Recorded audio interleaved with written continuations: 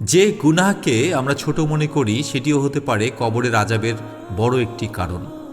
এই কঠিন সতর্কবার্তা আলোচনা করা হয়েছে সহিহ বুখারী গ্রন্থের ২১৬ নম্বর হাদিসে। ইবনু আব্বাস রাদিয়াল্লাহু আনহু হতে বর্ণিত, তিনি বলেন, নবী সাল্লাল্লাহু আলাইহি সাল্লাম একদা মদিনা বা মক্কার বাগানগুলোর মধ্যে হতে কোনো এক বাগানের পাশ দিয়ে যাচ্ছিলেন।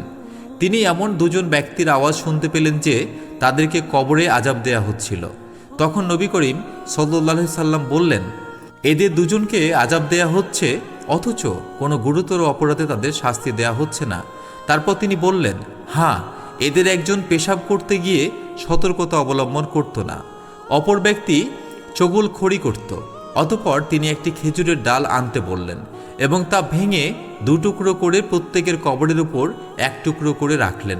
তাকে বলা হলো, হে আল্লাহর রসুল, কেন এমন করলেন? তিনি বললেন, আশা করা যেতে পারে যে যতক্ষণ পর্যন্ত এ দুটি শুকিয়ে না যায় তাদের আযাব কিছুটা হালকা করা হবে।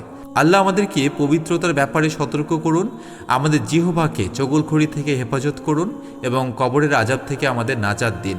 আমিন। জাযাকাল্লাহু খাইরান।